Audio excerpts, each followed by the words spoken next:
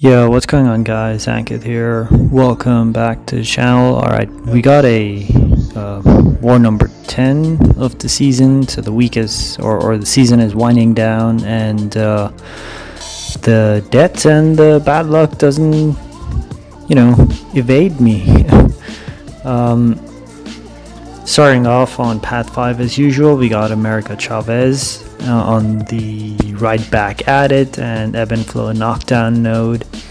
Nothing really that difficult. I'm not even afraid of pushing her to SP2 because I can just face pretty much everything. My goal was to I think I was trying to push her above SP2, get her in the kitty rotation and all that stuff, and I think I do. No, so that doesn't work out. So I think I just go for an SP3 right over here. And I'm running, I think, 2 out of 3 in recoil, which meant that I'm not running any points in, what is that, limber mastery, yeah. So there I get parried, because why not? And I just go for my SP2 over here, which pretty much does it. But you can see the string of bad luck already starting, and that's just gonna be a thing for the rest of the war for me, including one death. So we'll talk about it when we get there. So here we got rank 4 Nick Fury. I'm pretty sure he was rank 4. And he isn't really tough. It's just that I took some tips from Coop and from FinTech about how to actually manage your prowess in a way that when he enters his LMD or his LMD is destroyed, you are able to still maintain your prowess and get that free opening. So over there I didn't really plan on getting hit, but I did, so sure, I guess.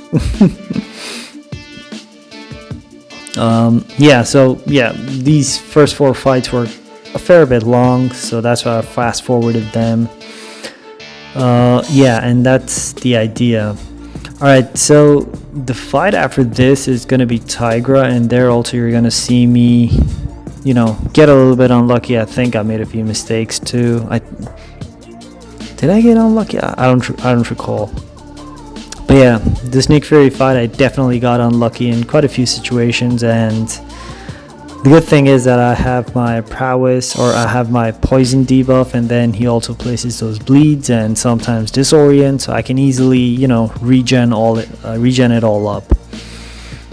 Which, as you know, isn't really the case with Tigra or Chavez fights. So he's taking down here. I'm not too worried about it. I'm just looking for an opening. Oh yeah, so there I get hit. I was so lucky he didn't throw a light attack over there. So then I decide to go for the KO, and that was pretty much enough, even with the protection active. So yeah.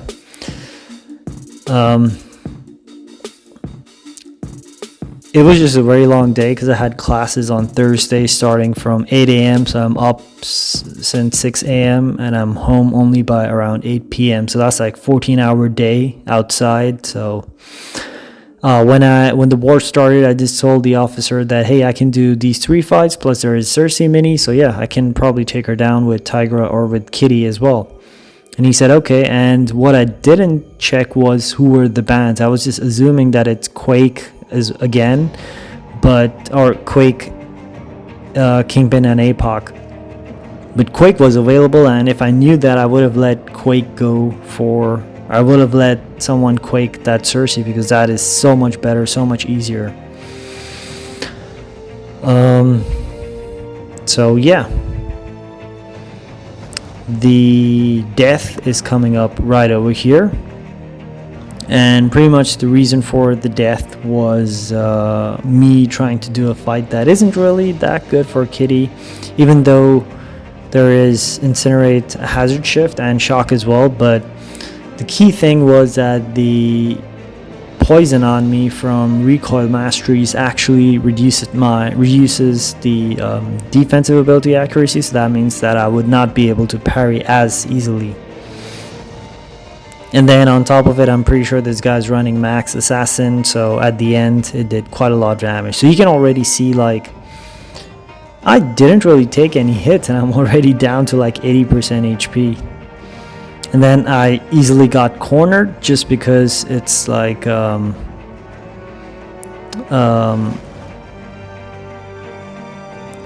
was I gonna say? I think I get hit over here, yeah. So there I get hit, and I made a mistake over here. I shouldn't have gone for that SP2, because that right now means that I don't have any prowess and I'm in assassin range. I'm not really gonna get any intercept. Oh, I do get an intercept. And yeah, okay, so I do that, which was the reason why I pretty much lost my prowess. So yeah, it was just like panic setting in at this point, and I was just making a bad decision after bad decision, and it should have just been clear to me that it's not my day seeing the first 3 fights, but I just decided to push on. I should have just let the officer know that, well, I should have firstly checked if Quake, who were the bans, because the Quake guy actually died to a Hulkling mini boss on Hazard Shift, on the mini boss island or on the boss island, and I would have easily taken that with Tigra in like 25-30 seconds. So if he had swapped places, this war would have been a 0 death war for BG2. That wouldn't have changed the outcome, because even if he had 2 less deaths, we would still be at 5 deaths, and they finished the whole map in 4 deaths, so yeah. Alright, then we got this Doom, and he gets tricky pretty quick. The key is to hit his block, which I didn't really do as often because I totally forgot about that thing. Oh, actually I do that a little bit over there. But yeah, you just need to be careful about the Doom Slap, because if that comes in, you're gone. There's no way you can survive that. And unfortunately, he did take away my Odin's Shock pre-fight. Not the other ones, of course, which is actually good, I guess, because then even if he Doom Slaps me, I will have the protection on me. As you can see, he was trying over there. And then here, that was pretty much it. That was the fight. Alright, and then this Mojo fight was one of the ones that I was kind of worried about, because I did die to this guy using Torch last time. Of course, I used the wrong strategy, and Kitty was definitely the better option. But then here I talked to the officer, and I told him that I think SP1 start and Kitty nuke or Tigra nuke is the best option, and he said, okay, let's do that. I dueled him, and I found out that it's not really safe, or it's not really reliable to actually punish Mojo's heavy attack with your heavy attack. So I just decided to punish his SP once whenever he threw it. There he actually managed to get away from my heavy from my SP2, and then I think I go for another SP2 here, and this is pretty much gonna be it. Yep. So the fight that I was worried about the most just gone down like that pretty easily. Then we got Misty Knight over here, and this fight gets ugly pretty quick as well, and it's just the string of bad luck continues. So things go fine. My strategy is to push her to SP2, like above SP2, and throw my SP3 while phasing. Yeah, that was pretty much the idea. So just get her into the kitty cycle, and it's gonna be safe enough to KO. But then she gets her her buffs over here, and she's gonna hit that SP2, and I have to block pretty much everything. I'm not gonna try and dex it, because this is my only kitty fight. I don't care if there's some block damage, it doesn't matter to me. So things were going well over here, but she evaded, and then I panicked a little bit, And I made a mistake over there. I threw my SB3 a bit too early because she was just above SB2. She wasn't at, 2¼ bars of power, or roughly that amount, which is needed to push her to SB3. Then I'm like, okay, throw your SB2, but she decided not to. And then I'm like, well, I'm just gonna dex her because her charges are not really at equilibrium yet. But I do manage to, ruin that too, because I'm gonna push her to equilibrium. Then I'm like, okay, I got this. Of course, she had to evade over there. I'm pretty sure if I ate that SB3, I would have been wrecked. But yeah, so pretty unlucky war for me, and it's not over yet. It is definitely not over yet. King Groot is the next fight, and then I also have a Galan Boss, so you're gonna see the bad luck continue in both of these fights. I'm pretty comfortable pushing King Groot to SB2 now that I know how to evade, but you see over there, he dashed back, held his block for a split second, and that was like my cue that okay, I can just go in and hammer into him. But then he released his block as soon as I dashed in and hit me with that SB1. Like, come on, you gotta be kidding me. That shouldn't be possible.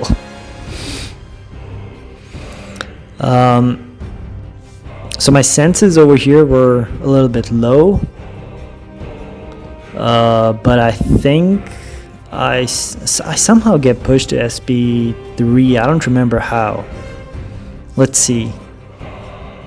Oh yeah, so over here when I do this, yeah, so no, that's not how I get pushed to SB3. Maybe I don't get pushed to SB3. So here I do that trick where that I've just practiced recently about how to punish his SB2, and that's much easier than dancing around his SB3. Over here he catches me dashing back. Then right over there I was so happy he threw his SB2 because I would have gotten wrecked. So maybe I got lucky and unlucky at the same time. I don't know, you guys decide, but I think this war was very, very unlucky for me. Things just didn't go according to plan. And then over here, I think I KO him. No, I pretty much almost KO him. He should have been dead. And then over there, of course he had to do that too.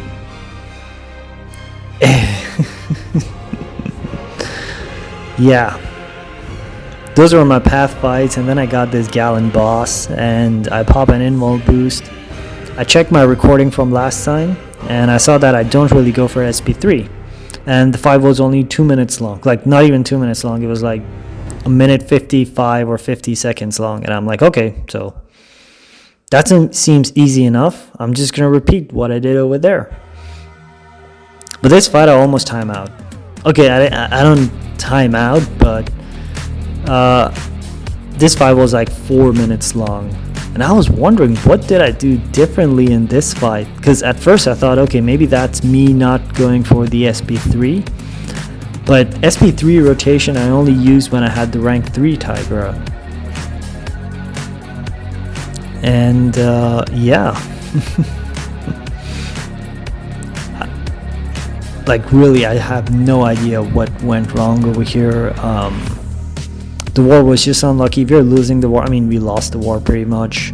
It's 7-4, so 2 deaths could have been very easily avoided. There was one guy who had like a few input issues when using Quake, so yeah, all that happened. So overall, like, we guys are still in top 10, and we just need one more win to secure that top 10, and that's what we're aiming for. Hopefully we win the next or the final war, because yeah, we really need to get one win to secure the top 10. So over here, his health was going down a fair bit, and it was looking pretty much okay. And go for another heavy attack, and I saw that he was healing a bit somehow, but I didn't really bother. And at this point I was like, okay, maybe I'm doing something wrong, because I'm pretty sure that he should be dead by this point, or almost dead. So anyways, I go for another heavy attack, and then I think I throw my SB1. I should have. Nope. Oh yeah, so I think I'm also keeping an eye out for his True Sense buff, because at one point I remember he gets his True Sense buff, and if I don't have that neutralize, he will, I won't be able to miss. So still, things are looking pretty much okay over here. I think I go for SB2 here, yep.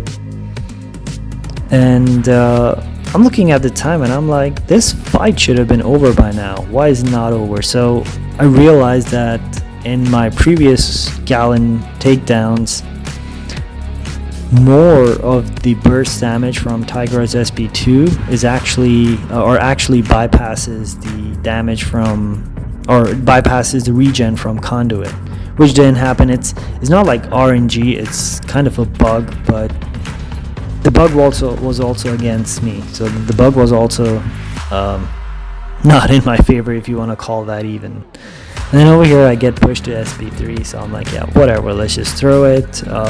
This fight is pretty much over. I think right after the SB3 he gets a bit stingy throwing his SB1, and I have to block one because he had